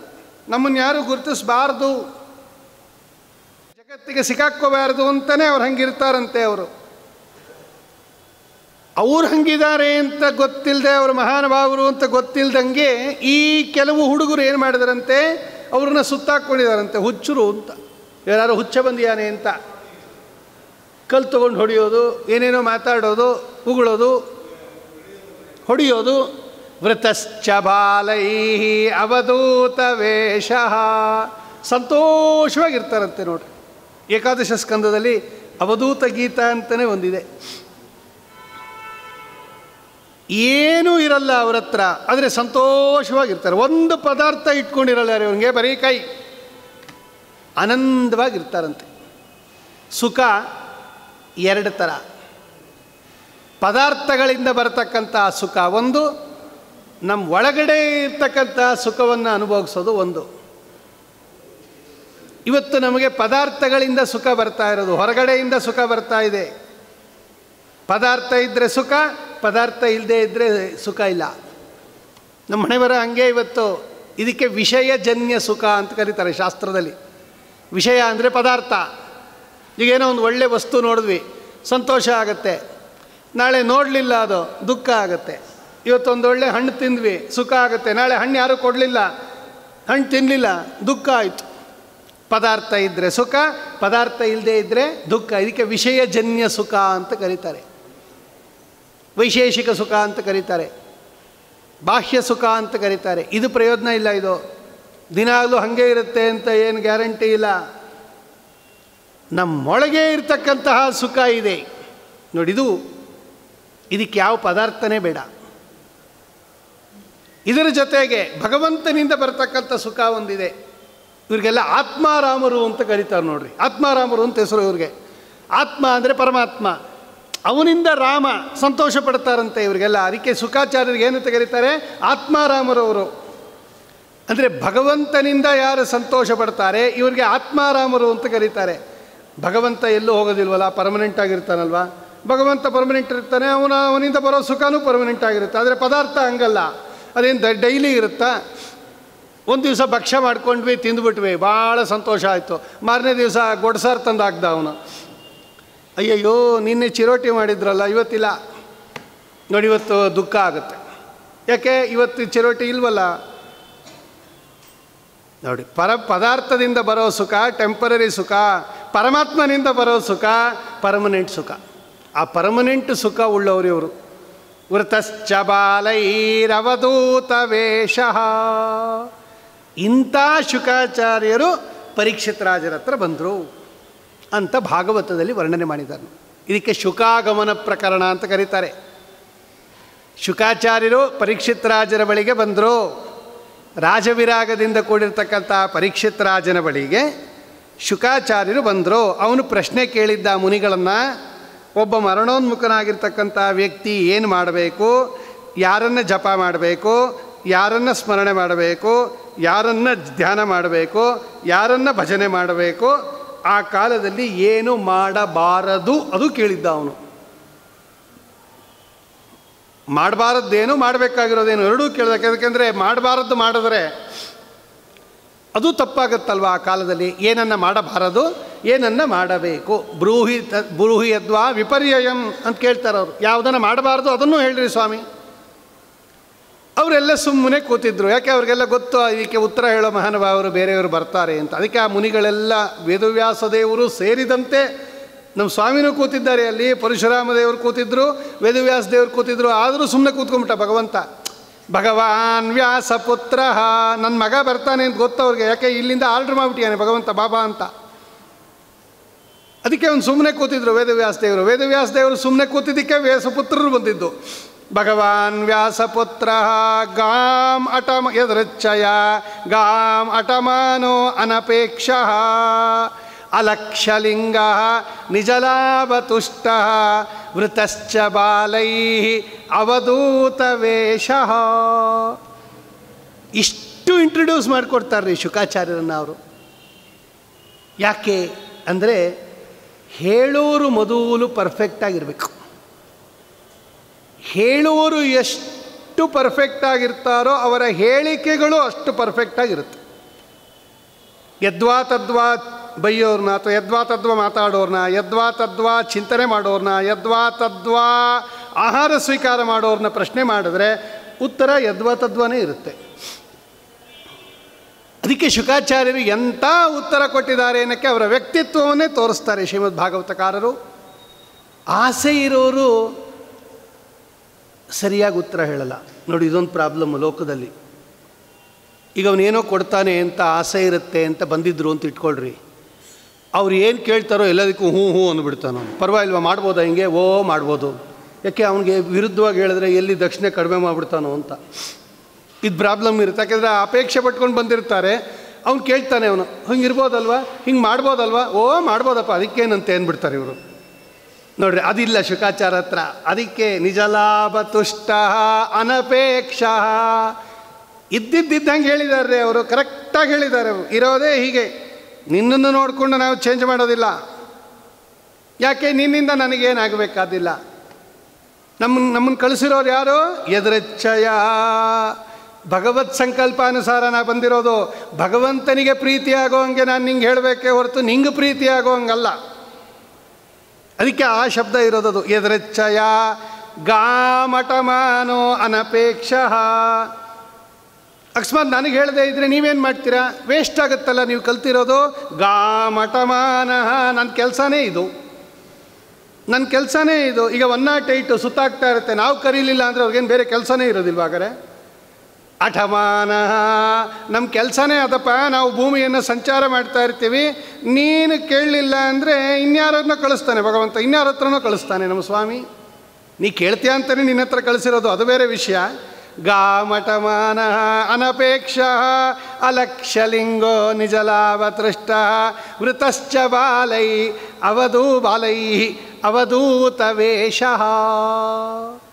ನೋಡಿ, ಇಂತಹ ಶುಕಾಚಾರ್ಯರು. ಇನ್ನೊಂದೇನು, ಜ್ಞಾನಿಗಳು ತಾವು ತೋರಿಸ್ಕೊಳ್ಳೋದಿಲ್ಲ. ಇದೊಂದು ದೊಡ್ಡ ಲಕ್ಷಣ. ಅದು ಅವನು ನಿಜವಾಗಲೂ ಜ್ಞಾನಿಯಾಗಿದ್ದಾನೆ ಅಂದರೆ ಅವನು ತನ್ನ ಜ್ಞಾನವನ್ನಾಗಲಿ, ತನ್ನ ಆಚಾರವನ್ನಾಗಲಿ, ತನ್ನ ನೇಮನಿಷ್ಠೆಗಳನ್ನಾಗಲಿ ಇನ್ನೊಬ್ಬರಿಗೆ ಹೇಳೋದೂ ಇಲ್ಲ, ಇನ್ನೊಬ್ಬರಿಗೆ ತೋರಿಸೋದು ಇಲ್ಲ. ಆಡಂಬರ ಮಾಡೋರು ಮಾತ್ರ ಬರೀ ಆಡಂಬರ ಮಾಡ್ತಾರೆ ಹೊರತು ಪುರಾಣ ಅವ್ರ ಬಗ್ಗೆನೇ ಜಾಸ್ತಿ. ಸ್ವಾಮಿ, ನಿಮ್ಮ ಬಗ್ಗೆ ಅಲ್ಲ ಹೇಳಕ್ಕೆ ಕರೆಸಿರೋದು, ಭಗವಂತನ ಬಗ್ಗೆ ಹೇಳ್ರಿ. ಏನು ನಿಮ್ಮನ್ನೇ ಹೇಳ್ಕೊತೀರ? ನಾವು ಮೊನ್ನೆ ಅಲ್ಲೋಗಿದ್ದೆ, ಆ ಕ್ಷೇತ್ರಕ್ಕೆ ಹೋಗಿದ್ದೆ, ಅಲ್ಲಿ ಬಿರುದು ಕೊಟ್ಟರು, ಇಲ್ಲಿ ಸನ್ಮಾನ ಮಾಡಿದ್ರು. ಸ್ವಾಮಿ, ಅದಲ್ಲ ಇಲ್ಲಿ ಪುರಾಣದ ಸಬ್ಜೆಕ್ಟ್. ಸಾರೋದ್ಧಾರ ಹೇಳ್ರಿ ನೀವು, ನಿಮ್ದಲ್ಲ ವಿಷಯ ಹೇಳೋದು. ಬೇಕಾದ್ರೆ ಪಾಂಪ್ಲೇಟ್ ಮಾಡಿ ಹಂಚ್ಬಿಡಿ ಒಂದು ಸಲ, ಟೈಮ್ ವೇಸ್ಟ್ ಮಾಡಿಬಿಡಿ. ನೋಡು, ಅವ್ರದ್ದಲ್ಲ ಹೇಳೋದಕ್ಕೆ. ಅದಕ್ಕೆ ಶುಕಾಚಾರ್ಯರು ಅಲಕ್ಷ್ಯಲಿಂಗ, ನಾನು ಯಾರು ಅಂತಲೇ ಗೊತ್ತಾಗೋದು ಬೇಡ ನಿನಗೆ, ಹೋಗಿ ನಿಂಗೆ ಬೇಕಾಗಿರೋದು ಭಗವಂತನ ವಿಷಯ. ನನ್ನ ತಗೊಂಡು ಏನು ಮಾಡ್ತೀಯ? ಅಲಕ್ಷ್ಯಲಿಂಗೋ ನಿಜಲಾಭ ತುಷ್ಟ ವೃತಶ್ಚ ಬಾಲೈರವಧೂತ ವೇಷ. ಇಂತಹ ಶುಕಾಚಾರ್ಯರು ಪರೀಕ್ಷಿತ್ ರಾಜರ ಬಳಿಗೆ ಬಂದರು. ಇದೆಲ್ಲ ಒಳಗಡೆ ಇರೋ ಕ್ವಾಲಿಟಿ ಆಯಿತು ಅವ್ರದ್ದು. ಅವರಿಗೆ ಆಸೆ ಇರಲಿಲ್ಲ. ನಿಮ್ಗೆ ಹೆಂಗೆ ಗೊತ್ತಾಯಿತು? ಆಸೆ ಅನ್ನೋದು ಏನು ಕಾಣುತ್ತಾ ಆಚೆ ಕಡೆಗೆ? ಅದು ಒಳಗಡೆ ಇರೋದು. ಆಚೆ ಕಡೆ ಹೆಂಗಿದ್ರು ಸ್ವಾಮಿ ಅವರು ಶುಕಾಚಾರ್ಯರು ಅಂತ ಪ್ರಶ್ನೆ ಬಂದಾಗ ಅವರ ದೇಹ ಸೌಂದರ್ಯವನ್ನು ವರ್ಣನೆ ಮಾಡುತ್ತೆ ಭಾಗವತ 2 ಶ್ಲೋಕದಲ್ಲಿ. ಹೆಂಗಿದ್ರು ಶುಕಾಚಾರ್ಯರ ಆ ಲಕ್ಷಣಗಳು. ಅವರು ರುದ್ರದೇವರಾದ್ದರಿಂದ ದೇವತಾ ಲಕ್ಷಣ, ಸಜ್ಜನರ ಲಕ್ಷಣ ಎಷ್ಟದು? 32 ಲಕ್ಷಣಗಳಲ್ಲಿ 28 ಲಕ್ಷಣ ಇರುತ್ತೆ ನೋಡಿ ರುದ್ರದೇವರಿಗೆ. 4 ಲಕ್ಷಣ ಇರಲ್ಲ ಅವ್ರಿಗೆ. 32 ದ್ವಾತ್ರಿಂಶಲ್ ಲಕ್ಷಣದಲ್ಲಿ ರುದ್ರದೇವರಿಗೆ ಎಷ್ಟಿರುತ್ತೆ? 28 ಲಕ್ಷಣ ಇರುತ್ತೆ. ಅವರ ದೇಹ ಹೆಂಗಿತ್ತು ಅನ್ನೋದನ್ನು 2 ಶ್ಲೋಕಗಳಲ್ಲಿ ವರ್ಣನೆ ಮಾಡುತ್ತಾರೆ. ಆ ಬಂದಿರತಕ್ಕಂತಹ ಶುಕಾಚಾರ್ಯರನ್ನು ಎಷ್ಟು ಗೌರವದಿಂದ ಆದರ ಮಾಡಿದ ಪರೀಕ್ಷಿತ್ ರಾಜ.